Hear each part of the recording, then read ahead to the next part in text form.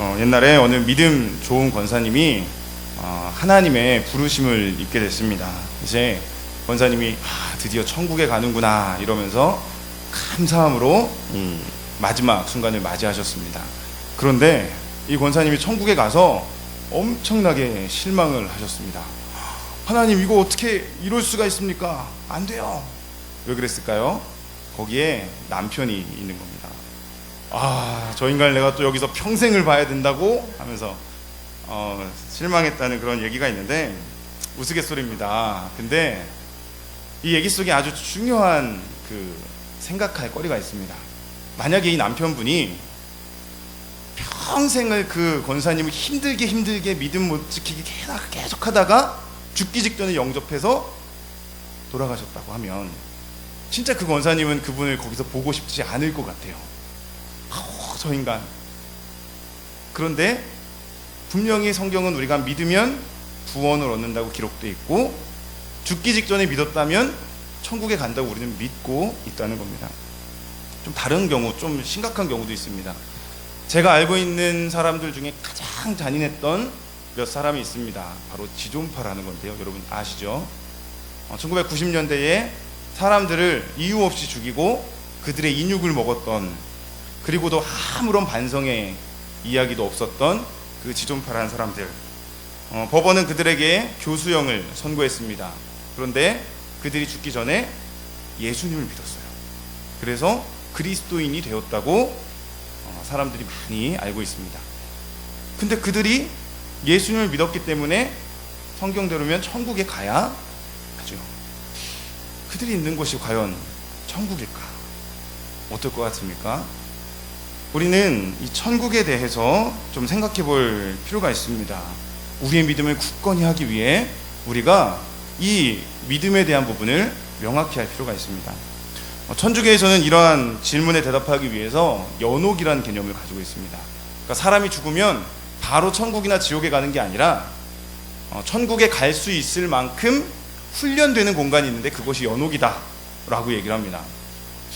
그러니까 좀 못된 사람이 연옥에 들어가서 착해지는 시간을 거친 다음에 천국에 가야 천국이 다 천국 같고 착한 사람만 있다라는 얘기인데 좀 합리적으로 생각되십니까? 근데 머리로는 합리적일 수 있지만 아주 비성경적인 개념입니다.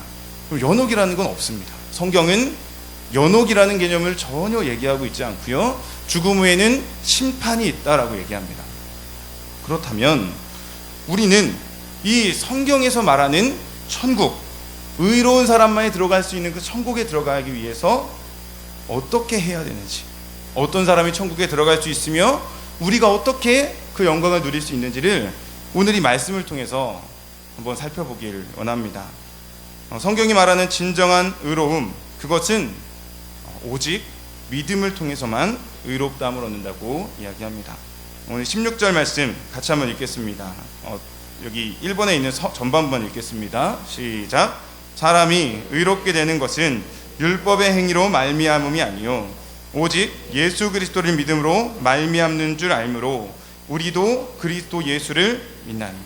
자, 이 사도 바울이 갈라디아서를 쓸 당시에 이 갈라디아 교회는 율법주의자들이 들어왔습니다. 율법주의자들은 모세의 율법을 지켜야지만 구원을 얻는다고 주장을 했습니다. 그래서 이방인들에게도 할례를 행하도록 했고 구약에서 있는 율법을 반드시 지켜야 한다고 이야기를 했습니다. 이 율법주의자들의 가르침이 갈라디아 교회를 갈라놓기 시작했습니다. 어떤 사람은 할례를 받았기 때문에 그래, 난 너희보다 우월해, 너희는 이방인이기 때문에 구원을 못 받아 라고 생각하기 시작했습니다. 이방인들은 상실감을 느낍니다. 나는 태어날 때부터 이방인이었는데 그럼 난 구원을 못 받나? 억울해, 하나님 불공평해. 이런 잘못된 교리들이 갈라디아 교회를 회방을 놓기 시작했어요. 서로 상처를 주고 상처를 받는 일이 안에서 일어나기 시작했습니다.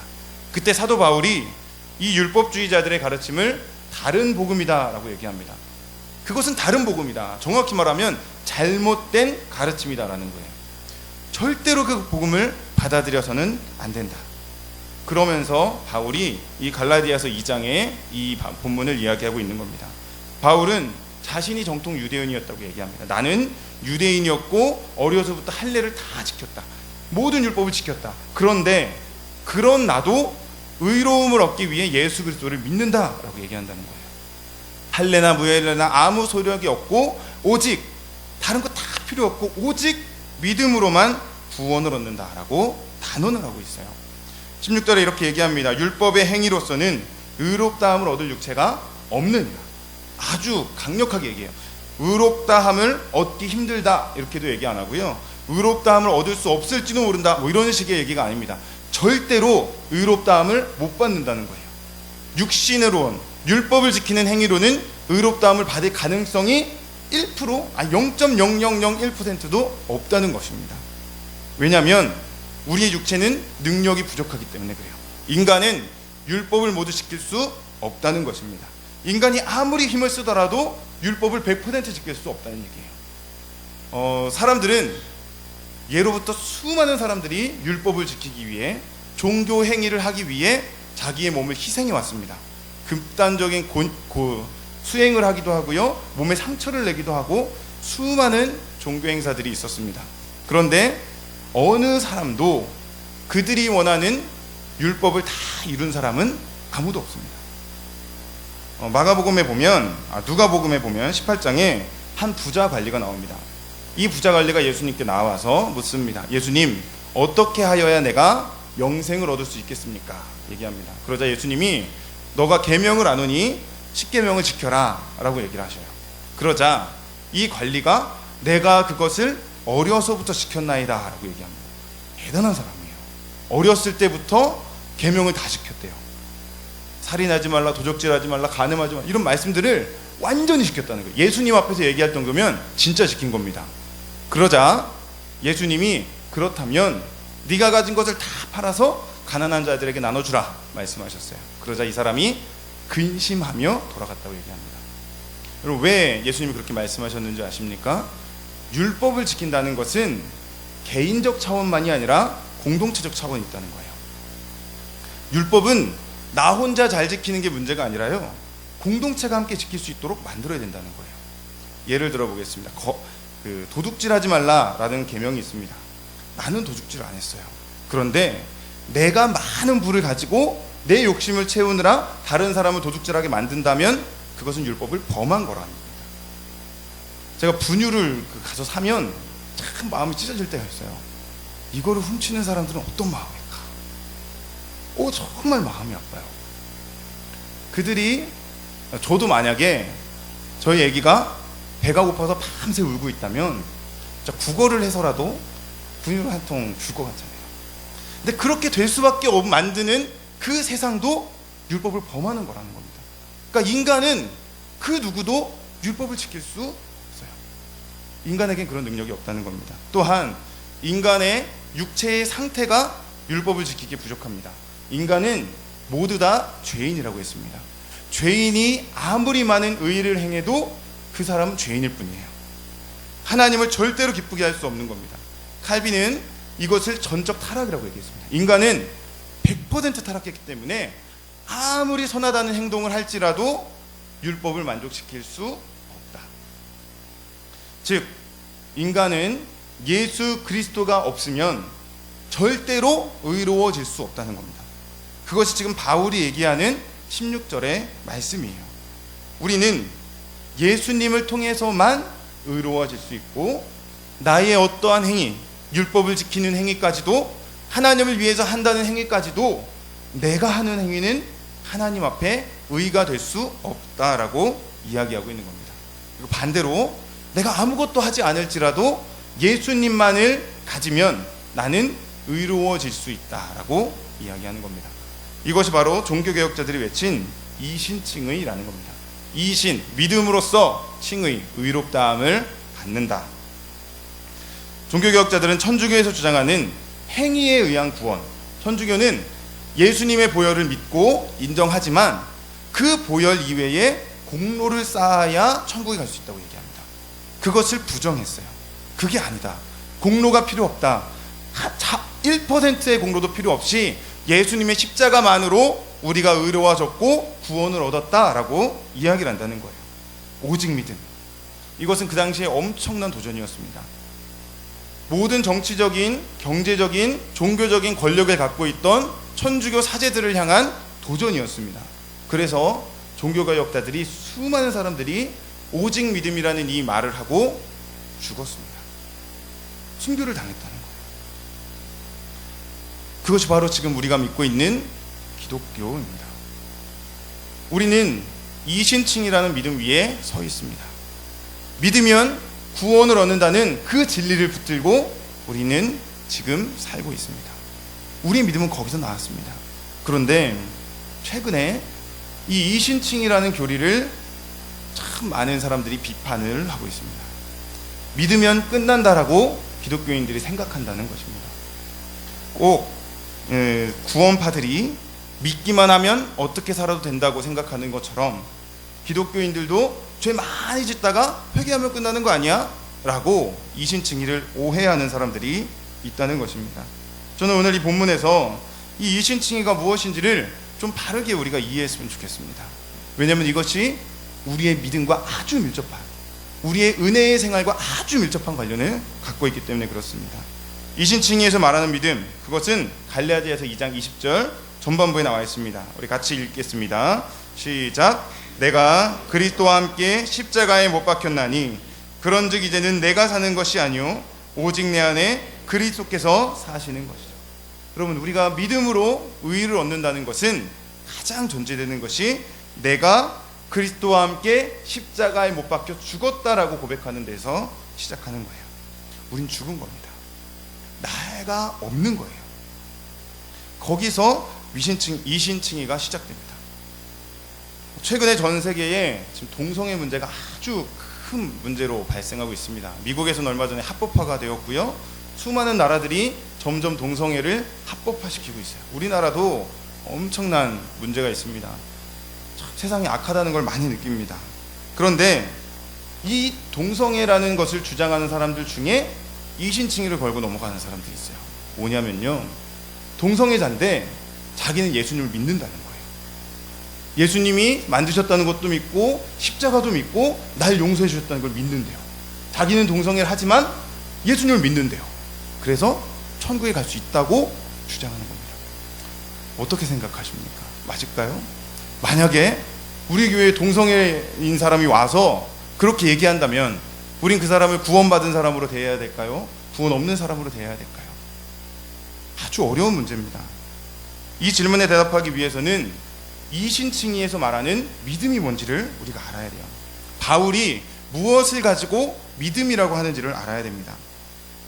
바울이 믿음을 이야기할 때 어떤 것이 믿음이다라고 얘기하는지를 살펴봐야 됩니다. 바울은 믿음에 대해서 얘기할 때 참 특이하게 아브라함을 얘기합니다. 갈라디아서도 그렇고요, 로마서도 그렇고 바울은 아브라함을 예로 듭니다. 갈라디아서 3장 6절에 오늘 본문에 바로 듭니다. 이렇게 얘기합니다. 아브라함이 하나님을 믿으매 그것을 그에게 의로 정하셨다 함과 같으니라. 바울은 아브라함이 하나님을 믿었다고 얘기해요. 그리고 그 하나님은 아브라함에게 그 믿음을 의롭다라고 정하셨다라고 이야기합니다. 이 이야기의 배경은 창세기 15장입니다. 하나님께서 아브라함에게 나타나셔서 하늘의 별을 보라, 네 자손이 저 하늘의 별과 같이 많아질 것이다 라고 약속을 주시고 아브라함이 그 약속을 믿었다라고 성경은 이야기해요. 그 약속을 믿으니까 하나님이 아브라함을 의롭다라고 이야기해 주십니다. 아브라함이 무엇을 믿었다고요? 하나님의 약속, 하나님의 말씀을 믿었다는 거예요. 아브라함의 믿음에 대해서 얘기하는 또 본문이 로마서 4장에 있습니다. 4장 18절에 아브라함이 바랄 수 없는 중에 바라고 믿었으니 이는 내 후손이 이같으리라 하신 말씀대로 많은 민족이 조상이 되게 하려 하심이라 얘기합니다. 바울은 아브라함이 믿을 수 없는 중에 믿었다고 얘기합니다. 하나님의 말씀을 믿었다는 거예요. 언약을 이루신 하나님, 절대 자신의 말씀을 폐하지 않으시고 완전하게 이루시는 하나님을 믿었다 얘기하는 겁니다. 하나님의 말씀을 믿었다는 거예요. 21절에 또 이렇게 이야기합니다. 약속하신 그것을 또한 능히 이루실 줄을 확신하였으니 그러므로 그것이 그에게 의로 여겨집니다. 하나님이 말씀하시면 이루신다 믿었다는 거예요. 하나님이 말씀하시면 절대로 그것이 안 되는 일이 없다. 하나님은 능히 이루실 수 있는 분이시고 하나님은 그 말씀을 반드시 이루신다라고 고백했다는 거예요. 그것이 바울이 아브라함에게서 찾은 믿음입니다. 아브라함은 하나님의 말씀을 온전히 믿었어요. 그래서 우리에게 이신칭의의 믿음이라는 것은 하나님의 말씀 전부를 그대로 믿는 것입니다. 하나님의 말씀, 하나님의 언약이 무엇입니까? 성경이에요. 이 성경의 말씀 일적 일획도 틀림이 없이 완전히 다 이루어진다는 걸 믿는 것이 이신칭의의 믿음입니다. 그리고 이 믿음은 우리가 구원을 얻는 가장 중요한 근본이 되는 것입니다. 그러니까 이신칭이라는 건 성경을 그대로 믿는 것입니다. 그래서 아파에서 말한 동성애자의 믿음, 그것은 하나만 아는 사람의 믿음입니다. 왜냐하면 성경에는 용서의 십자가도 있지만 공의의 십자가도 있기 때문에, 천국에 가게 된다는 이야기가 있지만 반대로 심판에 대한 이야기도 있기 때문에 그래요. 하나만 믿고 둘은 모르는 겁니다. 말씀을 그대로 믿지 않고 나한테 유리한 것만 믿는 거예요. 이런 사람들에게는 이신칭의가 적용되지 않습니다. 그들이 믿는다고 이야기하면서 자신의 죄를 돌아보지 않는다면 그것은 이신칭의가 아니라 반쪽짜리 잘못된 기독교 상식일 뿐이에요. 그래서 죄 가운데 거하는 사람들에게는 구원이 없다고 얘기할 수 있습니다. 하나님은 우리에게 성령을 주셔서 그 성령이 성화를 이루도록 만드셨어요. 시간이 지날수록 우리는 죄에서 떠나도록 하나님이 우리를 훈련시키신다는 겁니다. 그런데 동성애를 빠진 사람이 어떻게 구원을 얻을 수 있습니까? 물론 그 당시에는 그렇게 믿고 있지만 교회를 나오고 나서 변화돼서 죄악을 끊어버린다면 그 사람에게 구원이 있을 수 있겠죠. 하지만 그 죄악을 청산하기 전에는 구원은 허락되지 않는 겁니다. 여러분, 우리는 이런 믿음 안에서 살아야 됩니다. 하나님의 말씀을 믿는 믿음, 이 말씀 전체를 온전히 믿는 믿음 안에서 살아야 됩니다. 갈라디아서 2장 20절 후반절에 이렇게 얘기합니다. 이제 내가 육체 가운데 사는 것은 나를 사랑하사 나를 위하여 자기 자신을 버리신 하나님의 아들을 믿는 믿음 안에서 사는 것이다. 바울은 육체 가운데 산다고 얘기합니다. 그런데 육체 가운데 살 때 자기가 산다고 얘기하지 않아요. 내가 아니라 그리스도께서 사신다고 얘기합니다. 내 계획이 아니라 하나님의 계획대로 산다고 얘기합니다. 이 그리스도를 믿는 믿음 안에 산다는 것은 내 생각이나 내 뜻대로 사는 것이 아니라 나를 향한 하나님의 뜻이 이루어지도록 산다는 뜻이에요. 믿음은 하나님의 계획이 이루어진다는 걸 믿는 것이기 때문에 그렇습니다. 하나님의 아들을 믿는 믿음 안에서 사는 것, 그것은 주권을 하나님께 드리는 삶입니다. 내가 무엇을 한 것이 아니라 하나님이 하신다고 얘기하며 사는 거예요. 내가 무엇을 이룬 것이 아니라 하나님이 이루셨다고 이야기하며 사는 겁니다. 그래서 하나님의 아들을 믿는 믿음 안에서 사는 것은 내 공로가 없다고 고백하는 거죠. 바울은 자신에게 공로가 없다고 얘기합니다. 자신이 한 것이 아니라 하나님이 하신 것이라고 얘기합니다. 고린도서 15장 10절입니다. 우리 같이 한번 읽겠습니다. 시작. 그러나 내가 나 된 것은 하나님의 은혜로 된 것이니 내게 주신 그의 은혜가 헛되지 아니하여 내가 모든 사도보다 더 많이 수고하였으나 내가 한 것이 아니요 오직 나와 함께 하신 하나님의 은혜라. 내가 한 것이 아니요 오직 나와 함께 하신 하나님의 은혜라. 여러분, 우리가 의롭게 되는 데는 우리의 행위가 0.0000001%도 들어있지 않다. 내가 하나님을 위해 수많은 일들을 했을지라도 그것은 나의 구원을 위해 아주 작은 공로도 되지 못한다라는 거예요. 나를 지으신 것도 하나님이시고 택하신 것도 하나님이시고 부르신 것도 하나님이시고 보내시는 것도 하나님입니다. 이 부분은 쉽게 암이 돼요. 근데 좀 넘어가서 교회를 섬기게 하신 것도 하나님이시고 헌금하게 하신 것도 하나님이시고 주방에서 사역하게 하신 것도 하나님이시고 예배드리게 하신 것도 하나님이시라. 내가 한 게 없다 얘기하는 겁니다. 우리가 구원을 얻는데 십자가는 완벽한 의뢰를 제공해 줬습니다. 내가 할 수 있는 것이 아무것도 없다는 거예요. 갈라디아서 2장 21절, 오늘 본문에서 바울은 이렇게 얘기합니다. 내가 하나님의 은혜를 패하지 아니하노니 만일 의롭게 되는 것이 율법으로 말미암으면 그리스도께서 헛되이 죽으셨느니라.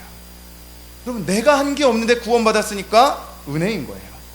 반대로 내가 많은 걸 해서 구원을 얻었으면 그것은 은혜가 아닌 것입니다. 그럼 초신자들이 왜 은혜를 많이 받습니까? 한 게 없어서 그렇습니다. 아무것도 드린 게 없는데 구원을 받으니까 감격하는 거예요. 그런데 시간이 지나가면서 뭔가를 하나씩 할 때마다 조금씩 내 공로가 쌓여요. 하나님, 나 OMC도 했고요, 제자반도 했고요, MTC도 했고요, 사역반도 했고요, 순장으로도 섬기고요, 헌금도 했고요, 봉사도 했고요, 이것도 했고요. 한 게 점점 많아지니까 은혜가 없어지는 거예요. 그것이 우리를 죽이는 겁니다. 하나님 앞에 내 의가 쌓이면 죽는 거예요. 하나님 앞에 내 공로가 생기기 시작하면 그때부터 은혜가 사라져가는 겁니다. 우리는 이것을 경계해야 합니다. 주님이 이신층이라고 말씀하신 것은 내 공로를 모두 다 부정하고 나는 죽었다 고백하고 하나님의 완전한 행하심을 고백하는 것입니다. 오직 믿음밖에 없다고 이야기하는 것이 바로 이신층이의 구원입니다. 이 설교를 준비하면서 참 제가 힘들었습니다. 설교를 원고를 몇 번씩 지웠다가 다시 했다 했습니다. 왜 그런가? 왜 이렇게 마음이 답답한가? 기도하는데 하나님이 제 마음속에 있는 교만을 보게 해주셨어요. 이신층이라는 걸 받아들이기 싫은 거예요. 내가 그래도 열심히 하나님 섬긴다고 이것도 했고 이것도 했는데 그게 다 아무것도 아니라고요? 내가 율법을 지키는 게 아니라 정말 하나님 위해서 한다고 이것도 하고 저것도 했는데 아무것도 아니라는 거예요. 그게 받아들이기 싫은 겁니다. 내가 저기 있는 저 사람보다, 어디 하면 안 되죠, 저 사람보다 그래도 기도 조금 더 했고 내가 없는 살림에 헌금 조금 더 했고 내가 이것도 하고 저것도 했는데 하나님은 그게 아무것도 아니라고 하니까 싫은 거예요. 믿는 사람은 거룩하다라고 얘기하고 싶은데 나 좀 잘났다고 얘기하고 싶은 마음이 여기서 막 올라오는데 말씀에는 하나님의 은혜가 전적인 은혜라고 얘기하는 게 싫더라고요. 그래서 다른 성경 본문만 갖다 대고 여기저기 끼워 맞추다가 다 엎어버렸습니다. 내가 아니구나. 그것밖에 없더라고요. 요즘 한국교회 안에 공로주의 사상이 많이 들어오고 있습니다. 미국의 영국의 성공회의 아주 대표적인 학자가 있습니다. 그 학자가 바울의 세 관점이라는 이야기를 합니다.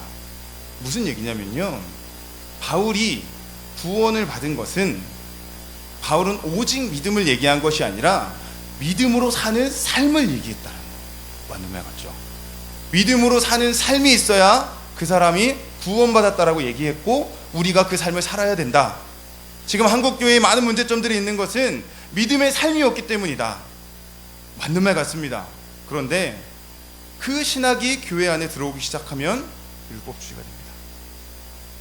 유대인들이 왜 멸망했습니까? 바리새인들이 됐기 때문에 그래요. 나는 기도를 이만큼 했고 나는 헌금을 이만큼 했고 나는 믿어서 이걸 했다고. 그것이 들어오고 있다는 거예요. 교만해지게 만드는 거예요. 하나님은 우리가 무엇을 할 수 있는 존재라고 얘기하지 않으십니다. 여러분, 그런 생각이 들어오기 시작하면은 우리가 죽는 겁니다. 나중에 어떻게 되는 줄 아십니까? 내가 교회에 헌금을 얼마 했는데 내가 이것도 못해? 내가 교회를 위해서 이런 일을 했는데 왜 나한테 이렇게 대우하냐고 내 목소리를 내고 내 생각을 내고 하나님보다 내가 위에 올라가려고 하는 모습들이 교회 안에 들어오게 된다는 겁니다. 그것은 성경적이지 않습니다. 내가 그리스도와 함께 십자가에 못 박혔나니, 이 고백을 하며 내가 아니라고 고백할 수 있는 것이 우리가 가진 믿음의 근본이라는 것입니다. 사랑하는 여러분, 하나님 앞에 무언가를 하셨습니까? 옆에 있는 누군가를 보며 저 사람은 구원 못 얻을 것 같아, 그런 생각 드십니까? 그것이 우리의 교만입니다. 하나님은 우리가 누군가를 평가할 수 있는 존재로 만들지 않으셨습니다. 내 행위를 자랑할 수 있는 존재로 만들지 않으셨습니다. 그들에게 구원을 얻는 데 있어서 우리가 내세울 수 있는 의는 아무것도 없습니다. 오직 은혜. 우리는 아무것도 하지 않았습니다. 오직 주의 은혜일 뿐입니다. 말씀을 마치면서 우리 사도 바울의 고백을 좀 제가 읽어드리겠습니다. 빌립보서 3장 12절 말씀입니다. 사도 바울이 이렇게 얘기합니다. 내가 이미 얻었다 함도 아니요 온전히 이루었다 함도 아니요 오직 내가 그리스도 예수께 잡힌 바 된 그것을 잡으려고 달려가노라. 형제들아, 나는 아직 내가 잡은 줄로 여기지 아니하고 오직 한 일, 즉 뒤에 있는 것은 잊어버리고 앞에 있는 것을 잡으려고 표대를 향하여 그리스도 예수 안에서 하나님이 위에서 부르신 부름의 상을 위하여 달려가노라. 사도 바울은 자신의 모든 행위를 배설물로 여겼습니다. 아무것도 아니라는 거예요.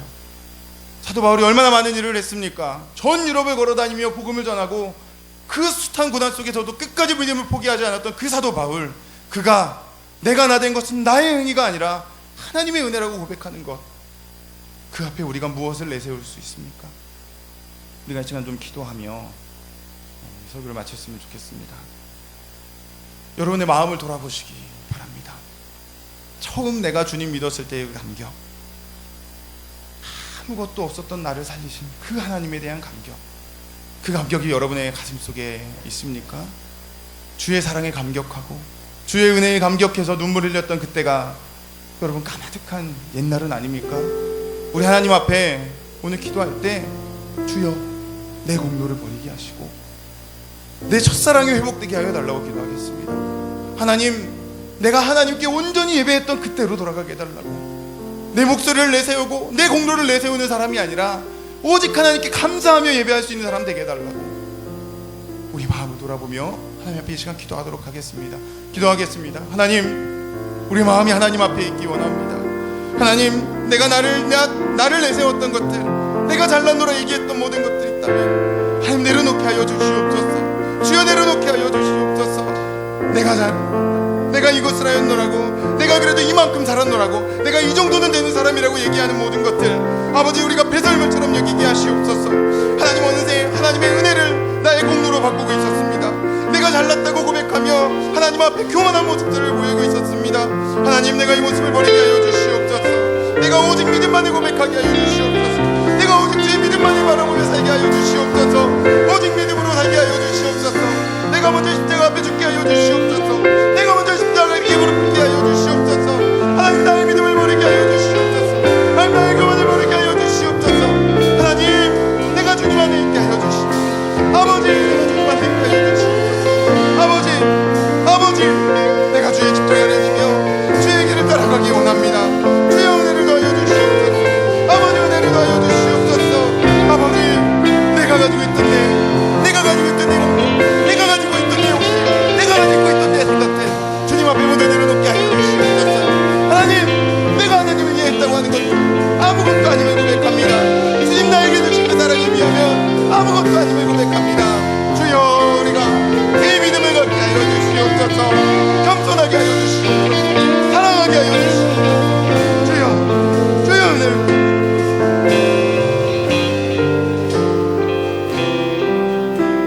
사도 바울은 갈라디아서에서 계속해서 이 사랑에 대해서, 겸손에 대해서 얘기합니다.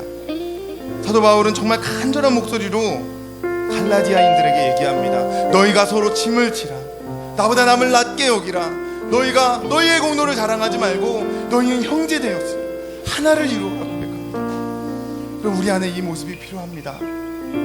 공로를 내세우는 그 모습 속에 서로를 정죄하고 판단하고 내가 너보다 잘났다고 고백하는 것은 믿음의 공동체가 아닙니다. 우리 함께 기도하겠습니다. 주여, 우리 교회 하나님의 사랑으로 충만한 교회 되게 해달라고 기도하겠습니다. 서로 짐을 지며 나보다 남을 낮게 여기고 내가 너를 섬기겠노라고 이야기할 수 있는 교회, 정말 사랑으로 하나 되며 주의 몸도 공동체 이룰 수 있게 해달라고 다시 한번 교회를 위해서 함께 기도하도록 하겠습니다. 기도하겠습니다. 주여, 우리 마음속에 하나님의 은혜를 더하여 주시기 원합니다. 주여, 하나님 함께 해주시기 원합니다. 우리가 서로 짐을 지게 하여 주시옵소서. 하나님, 우리가 서로 하나 되게 하여 주시옵소서. 주여, 우리가 하나님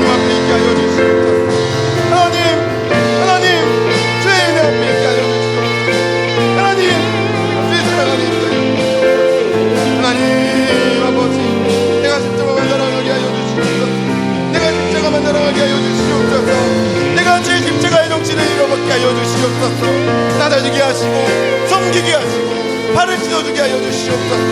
주의 사랑으로 하나되게 하여 주시옵소서.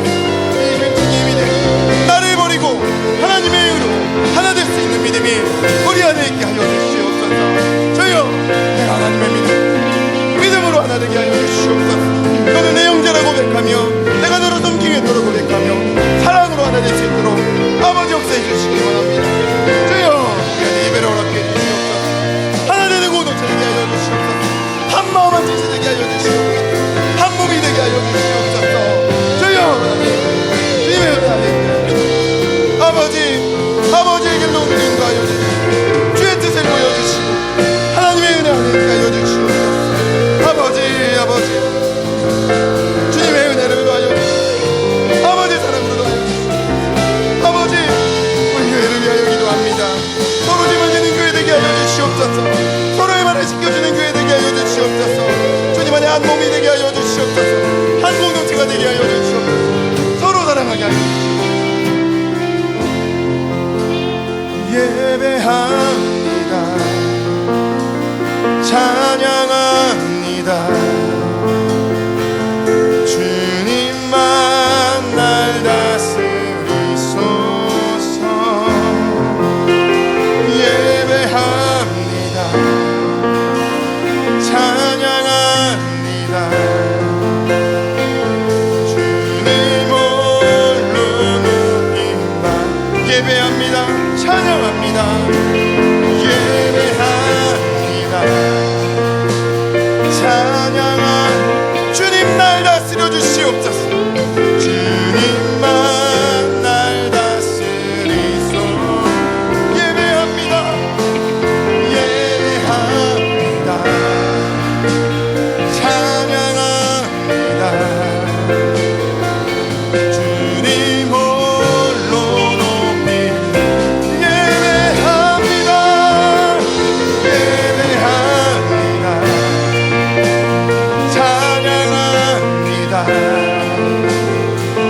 주님만 날 다스리소서.